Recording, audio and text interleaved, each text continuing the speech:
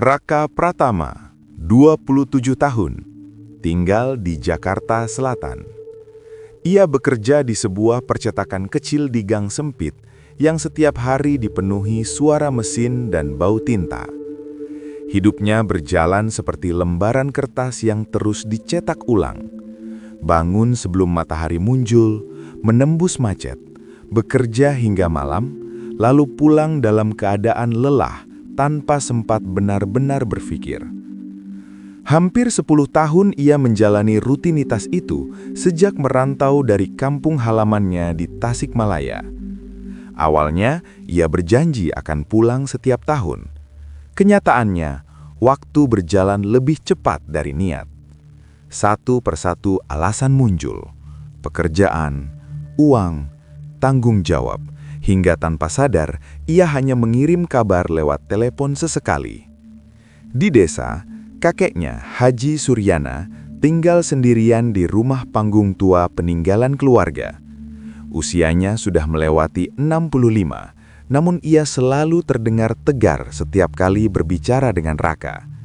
Tidak pernah mengeluh, tidak pernah meminta. Justru itu yang membuat Raka merasa bersalah.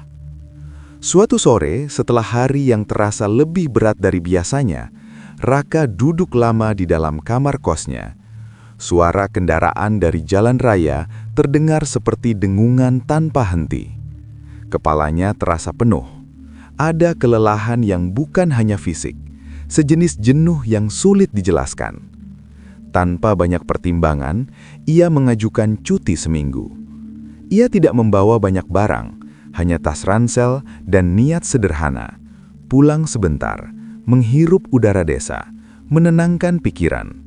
Ia membayangkan sawah hijau, suara ayam pagi hari, dan malam yang sunyi tanpa klakson. Perjalanan dengan bus antar kota memakan waktu hampir 8 jam. Dari balik jendela, gedung-gedung tinggi perlahan berganti dengan perbukitan dan ladang. Sinyal ponsel melemah, udara menjadi lebih dingin. Raka merasa seperti sedang mundur ke masa lalu. Namun jauh di dalam dirinya, ada kegelisahan kecil yang tak bisa ia jelaskan. Seolah kepulangannya kali ini bukan sekadar kunjungan biasa. Ia belum tahu, desa yang ia rindukan tidak lagi sama seperti dalam ingatannya. Dan kepulangan yang tertunda selama bertahun-tahun itu ternyata menyimpan sesuatu yang tidak pernah ia bayangkan. Menjelang sore, Raka tiba di desa Sukamukti. Langit sudah mulai berubah jingga ketika ojek yang ditumpanginya memasuki jalan sempit menuju perkampungan. Dulu, setiap kali ia datang saat kecil, ia selalu mendengar suara anak-anak berlarian, ayam berkokok, dan radio tua yang menyala dari rumah-rumah warga. Kini, tidak ada apa-apa. Suasana desa terasa ganjil. Tidak ada anak-anak bermain di halaman. Tidak ada ibu-ibu duduk di teras sambil mengupas sayur. Pintu-pintu tertutup rapat. Tirai ditarik.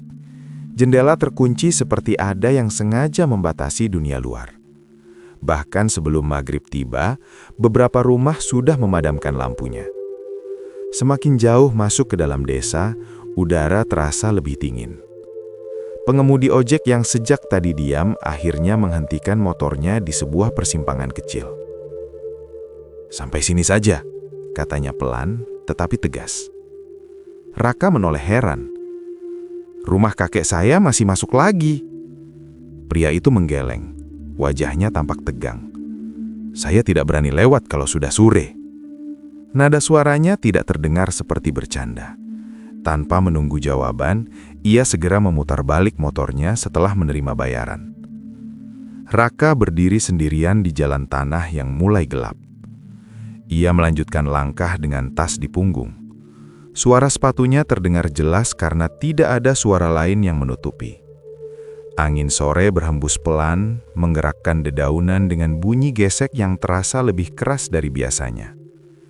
Hening menyelimuti desa seperti kain gelap yang perlahan menutup semua suara. Semakin dekat ke rumah panggung milik kakeknya, perasaan tidak nyaman mulai merambat di dadanya. Desa yang ia kenal sebagai tempat paling tenang dalam hidupnya, kini terasa seperti tempat yang sedang menahan napas. Dan Raka belum tahu, keheningan itu bukan kebetulan. Haji Suryana menyambut Raka di ambang pintu dengan wajah yang jauh lebih pucat dari yang terakhir ia lihat. Tubuh lelaki tua itu tampak menyusut, seolah beban yang dipikulnya lebih berat dari usianya. "Kenapa datang sore begini?" tanyanya pelan. Belum sempat Raka menjawab, pintu langsung ditutup dan dikunci dari dalam. Satu persatu jendela diperiksa, kait dipasang rapat, tirai ditarik hingga tidak ada celah cahaya keluar. Di ruang tengah hanya satu lampu kecil yang menyala, itu pun redup dan tertutup tudung tipis. Rumah itu terasa seperti sedang bersembunyi. Raka mencoba tersenyum. "Kenapa gelap sekali, kek?" Haji Suryana tidak langsung menjawab. Ia duduk perlahan di kursi kayu, menatap lantai beberapa detik sebelum akhirnya berbicara. "Di desa ini sekarang ada aturan," katanya lirih. "Kalau malam, jangan pernah menyalakan lampu terang." Raka mengerutkan kening. Ia mengira itu sekedar kebiasaan warga untuk menghemat listrik, namun raut wajah kakeknya tidak menunjukkan sedikit pun tanda bercanda. Sudah 2 bulan terakhir, desa diteror sosok tanpa kepala yang berjalan keliling setiap malam. Langkahnya pelan, teratur, selalu lewat setiap rumah. "Kalau ada satu saja rumah yang lampunya terang," lanjut Haji Suryana dengan suara hampir berbisik, "besok paginya orang di dalam rumah itu ditemukan meninggal. Tanpa luka, tanpa darah." Kalimat itu terdengar terlalu tenang untuk sesuatu yang mengerikan. Raka terdiam. "Sudah ada korban?" Haji Suryana mengangguk pelan. 7 orang. Di luar, cahaya matahari benar-benar tenggelam. Desa berubah menjadi gelap total. Tidak ada satupun titik cahaya terlihat dari celah tirai. Untuk pertama kalinya sejak tiba, Raka merasakan hawa dingin yang bukan berasal dari udara pegunungan. Aturan itu terdengar tidak masuk akal, namun dari cara kakeknya berbicara, ia tahu satu hal. Di desa ini, aturan itu bukan sekedar cerita. Pukul 9 malam, rumah itu sudah tenggelam dalam gelap yang nyaris sempurna. Lampu kecil di ruang tengah dipadamkan, menyisakan cahaya samar dari celah dinding kayu. Raka duduk bersandar di tembok, sementara Haji Suryana diam di kursinya, seperti menunggu sesuatu yang tak terlihat. Lalu terdengar suara itu, langkah kaki, pelan, teratur, seperti seseorang berjalan santai di atas tanah keras. Raka menegakkan tubuh, jantungnya berdegup lebih cepat. Suara itu semakin dekat, tidak tergesa, tidak ragu. Setiap hentakan terdengar jelas di tengah keheningan desa yang mati. Langkah itu berhenti tepat di depan rumah. Jarak antara Raka dan pintu hanya beberapa meter. Ia bisa membayangkan bayangan sesuatu berdiri di luar sana. Tidak ada suara napas, tidak ada desahan, tidak ada gesekan pakaian. Hanya kehadiran yang terasa berat menekan udara di dalam rumah. Haji Suryana mengangkat tangan, memberi isyarat agar Raka tidak bergerak. Beberapa detik terasa seperti menit. Lalu langkah itu kembali terdengar, kali ini menjauh perlahan, tetap dengan ritme yang sama, hingga akhirnya lenyap di ujung jalan. Raka baru berani menarik napas panjang ketika suara itu benar-benar hilang. Namun malam belum selesai. Sekitar 1 jam kemudian, keheningan desa pecah oleh teriakan perempuan dari arah ujung kampung. Singkat, tajam, lalu mendadak terputus. Tidak ada pintu dibuka, tidak ada orang berlari, tidak ada yang berani keluar. Desa kembali sunyi, seolah tidak terjadi apa-apa. Raka tidak tidur malam itu. Saat pagi tiba dan cahaya matahari menyentuh atap-atap rumah, kabar itu menyebar cepat. Seorang warga ditemukan meninggal di ruang tamunya, tanpa luka, tanpa darah. Dan Raka sadar, apa yang ia dengar semalam bukan sekadar cerita menakutkan. Itu nyata. Keesokan siang, setelah suasana desa kembali sunyi oleh bisik-bisik ketakutan, Raka memutuskan keluar rumah. Ia berjalan menyusuri jalan tanah yang masih terasa lengang. Warga memang terlihat beraktivitas, tetapi tidak ada percakapan panjang. Tatapan mereka cepat dan penuh curiga. Di sebuah bangku kayu depan rumah sederhana, seorang pria berusia sekitar 40 tahun duduk sendirian.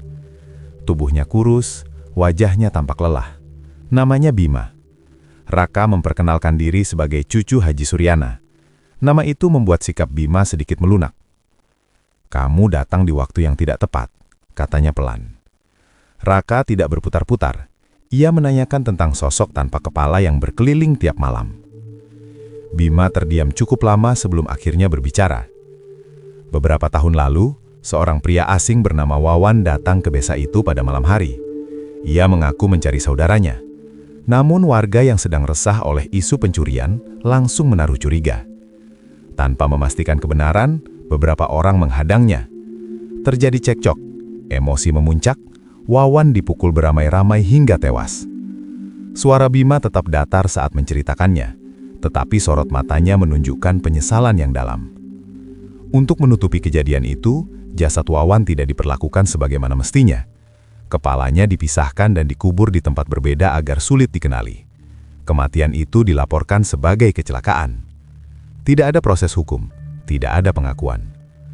Semua sepakat diam, ucap Bima lirih. Sejak kejadian itu, peristiwa aneh mulai sering terjadi. Awalnya hanya suara-suara di malam hari, lalu muncul penampakan samar. Hingga akhirnya 2 bulan terakhir, teror itu berubah menjadi kematian nyata. Raka merasakan tenggorokannya kering. Jadi sosok itu bukan datang tanpa alasan. Ia datang membawa sesuatu yang belum selesai. Malam berikutnya, suasana desa kembali tenggelam dalam gelap seperti biasa. Raka dan Haji Suryana sudah bersiap memadamkan semua lampu sebelum waktu yang dianggap berbahaya tiba. Namun, sekitar pukul 9, listrik desa tiba-tiba menyala terang akibat gangguan.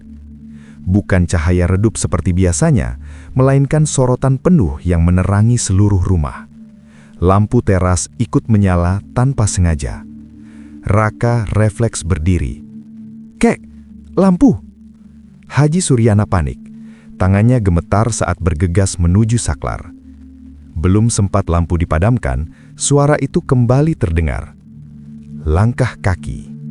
Lebih cepat dari malam sebelumnya. Lebih dekat. Langkah itu berhenti tepat di depan rumah. Udara terasa berat, seperti menekan dada.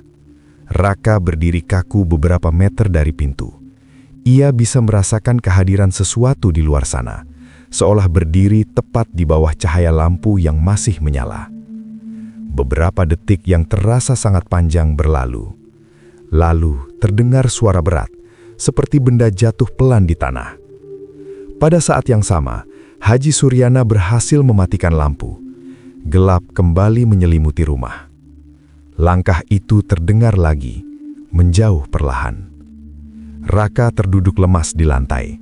Nafasnya tidak beraturan. Jika lampu itu terlambat dimatikan beberapa detik saja, mungkin pagi esok namanya akan disebut bersama korban berikutnya.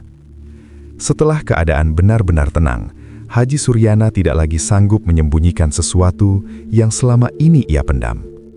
Ia duduk di kursi kayu, wajahnya pucat. "Kakek tahu tentang kejadian dulu itu," katanya pelan. Raka menoleh. Haji Suryana mengakui bahwa ia berada di desa saat Wawan dipukuli. Ia tidak ikut memukul, tetapi ia tahu semuanya. Ia tahu kebenarannya. Namun ia memilih diam ketika warga sepakat menutupinya. "Takut," ujarnya jujur. "Takut desa ini hancur, takut dipenjara." Ia menunduk dalam. Diam itulah kesalahan terbesar. Raka tidak segera menjawab. Kini ia memahami, teror yang menghantui desa bukan hanya soal kemunculan sosok tanpa kepala. Itu tentang rasa bersalah yang dibiarkan membusuk bertahun-tahun. Dan malam itu, Raka sadar, selama kebenaran belum diperbaiki, langkah itu akan terus kembali. Setelah pengakuan itu, tidak ada lagi ruang untuk menunda.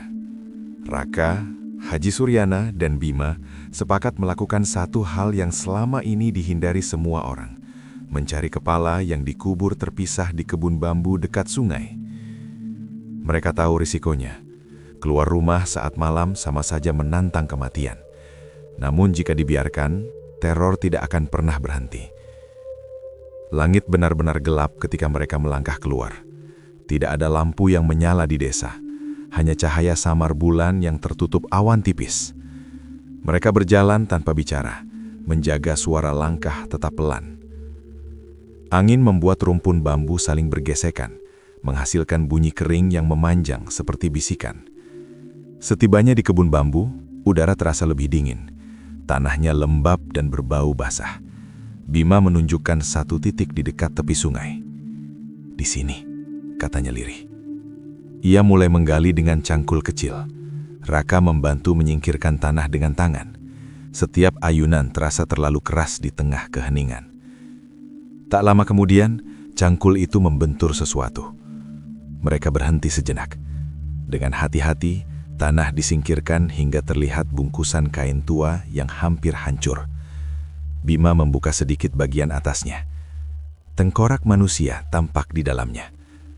Sunyi mendadak terasa lebih berat. Dan pada saat itulah, langkah kaki terdengar lagi. Pelan, namun kali ini lebih cepat dari biasanya. Lebih dekat. Tanah di sekitar mereka seakan ikut bergetar oleh iramanya. Raka tidak berani menoleh. Nafasnya tertahan. "Dia datang," bisik Bima. Tanpa membuang waktu, mereka membungkus kembali tengkorak itu dan berlari meninggalkan kebun bambu. Langkah di belakang mereka terdengar mengikuti beberapa detik, cukup dekat untuk membuat darah terasa dingin. Namun ketika mereka hampir mencapai jalan desa, suara itu mendadak berhenti. Hening kembali. Tanpa menoleh sedikit pun, mereka terus berlari sampai tiba di rumah dan mengunci pintu rapat-rapat. Di tangan Raka, tengkorak itu terasa berat. Ia sadar, malam itu mereka bukan hanya menggali tanah. Mereka baru saja menggali masa lalu yang selama ini dikubur dalam diam. Belum selesai. Kepala itu memang sudah ditemukan, tetapi jasad tanpa kepala masih terkubur di tempat lain, di belakang musola tua yang sudah lama tidak dipakai.